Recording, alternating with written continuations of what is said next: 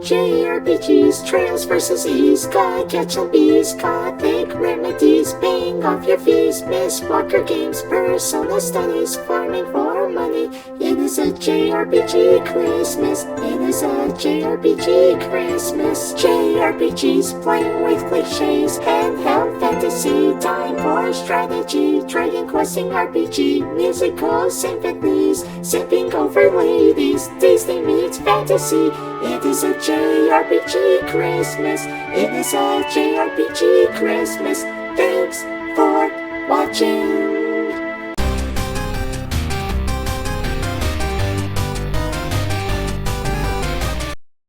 Hey everyone, how's it going? Total Level here, as, it's Christmas Eve, so, Merry Christmas, Happy Holidays, Happy New Year, all that good fun stuff, whether you celebrate Christmas or a different holiday, or wherever the case would be. Just hope everyone's having a great holiday season, and, so, today I thought it would be fun, to go into kind of the past and some memories and all that, and talk about kind of my 5 personal favorite JRPGs I ever got for Christmas. I get a lot of different JRPGs for Christmas, as despite being in my 30s, I'm still a kid at heart. I still love Christmas, and I always like giving, little lists to, say, like my mom or whatever, to pick out some games for me, right? So and a lot of them are JRPGs, as it's just a lot of fun to still open presents and everything like that, right? So,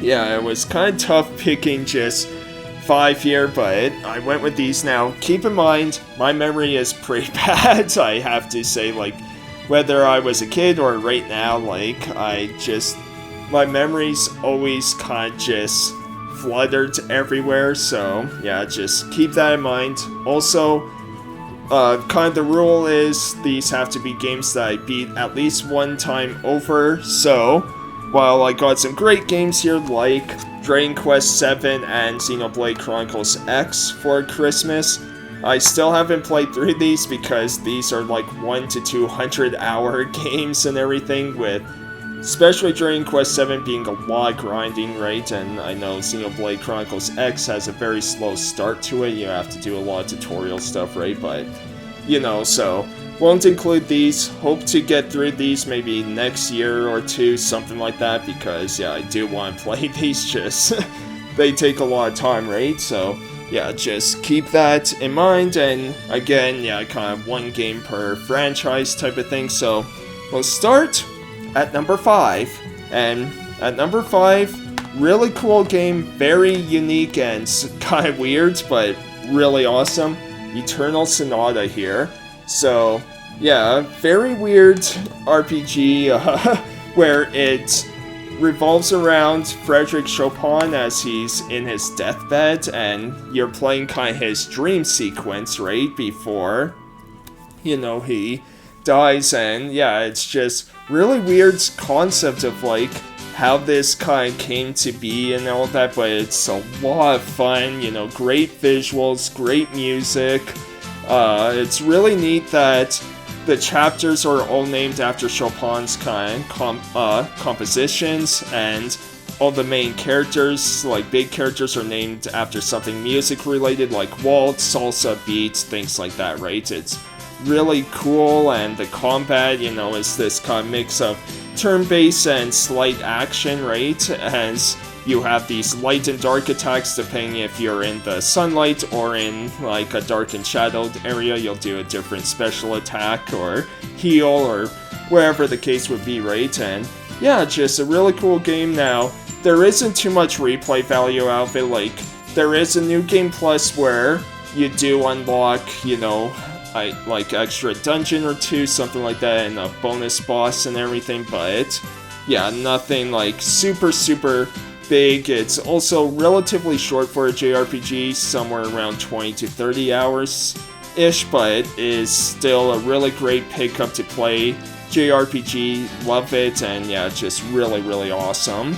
Then at number 4 we have a game that I'll probably talk about again because I want to do kind of JRPG, series where I look back at JRPGs and everything, and this might also be another list I'm working on because, this game surprised me by how much I really enjoyed it, and it's Tales of Grace's F, so, I was pleasantly surprised with this one, and what's funny is, my mom, she got me this game in, 2013 or 2014, and I remember, she almost didn't because I also asked for Disgaea 2, but because they didn't have the special edition, she got this one, which I'm super happy she did because I absolutely love this game, and why I say it's surprising is because it has a very slow prologue, you're going about 2-3 hours of this childhood prologue that's just not super interesting or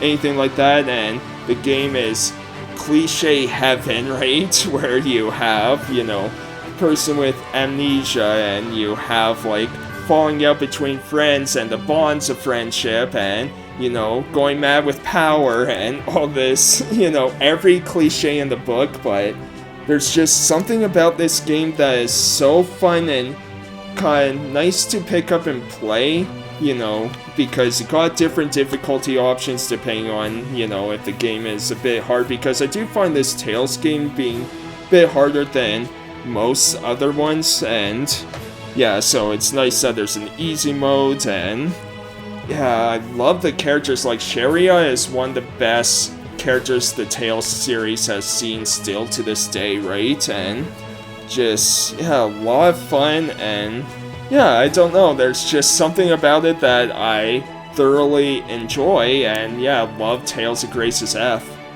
So this next one's another bit of a surprise for how much I loved it in a way, because I know a lot of people love this one, but I say a bit of a surprise because there are issues with the game, but man, did I love it, and it's Xenoblade Chronicles 2, so didn't get around to this until I think 2021, because by the time I got it for Christmas I was in trade school, and I just didn't have time to really play it at the time, but really glad I got around to it because man, do I love this game, and people the main character of Rex, at the very least, the best way I can play him is he's an awkward main character, right? But didn't think he was that bad, and love all the other characters, Pyra, Mithra, Nia,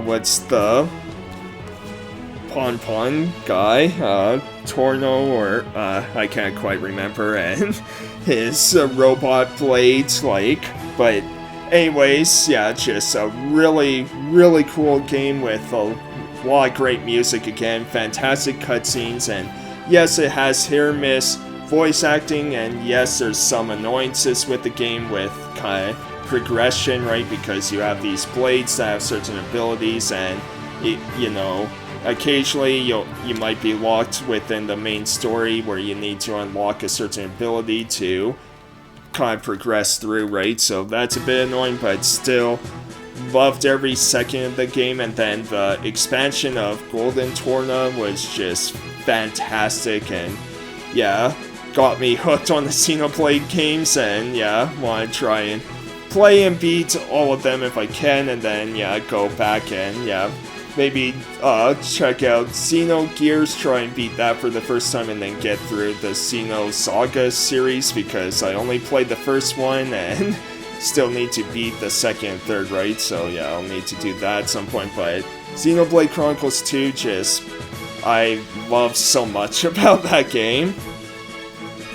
Then, on the 3DS, one of my favorite 3DS games ever, if not my favorite 3DS game ever, and it's Save to Franchise. We may be getting a little carried away with the series now with how many entries we've been having, but man, this was awesome, and it's Fire Emblem Awakening.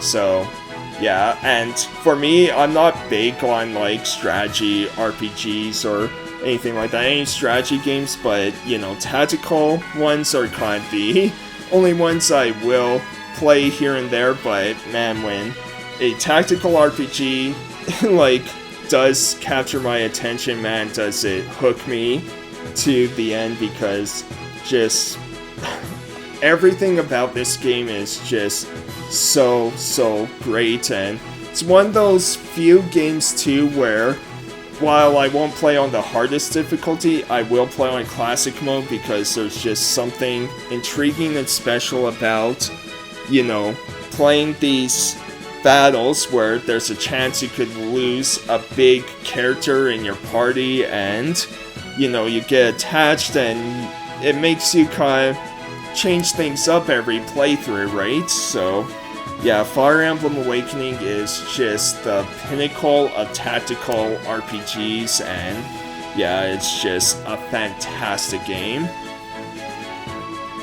And then, number one of my favorite games ever, and one of my favorite franchises ever, you know, and just love it. And yeah, originally getting it on PS2 back in, I believe, 2002 would have been the Christmas, and yeah, just fantastic game, weirdest crossover, but Kingdom Hearts, you know, the first Kingdom Hearts game, so yeah, what can I say, just, you know, match made in heaven for me of this, you know, kind of Disney meets Final Fantasy, right? And just really cool, awesome experience, and yeah, it's, you know, a game I go back to every now and then. I just love playing it, and it's, you know, like, earlier this year I beat it on the hardest difficulty for the first time. Biggest mistake of my life, because, man, did I get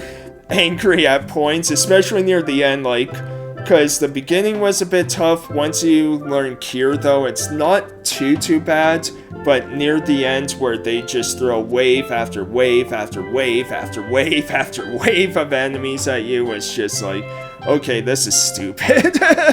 But I did it, and yeah, it's just a series I still love, and even though the third game did disappoint me a bit, it was still a really fun game, and I'm looking forward to whenever we get the fourth game, probably in 2050 or later.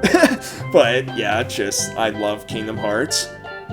And so, those are my top 5 yeah, just JRPGs I got for Christmas. So yeah, let me know what you think. Do you agree, disagree with my picks? What are your favorite games you ever got for Christmas? Doesn't have to be JRPGs. I would love to hear your kind of thoughts, or, you know, whether it's Christmas or a different holiday you celebrate, like, what are the best kind of games you ever got during this time, right? Like, let me know, and yeah, just hope you all have a wonderful day. Hope you enjoyed the intro song there. And yeah, I'll see you next time for, yeah, more my top 5 videos, as it's been a while since I've done the last one. I think my last one was Halloween. But yeah, look forward to more top 5 videos, along with other videos I do on my channel. Thanks, everyone. Happy holidays, Merry Christmas, Happy New Year. Have a great rest of the holiday season, and yeah, just have a great one, everyone.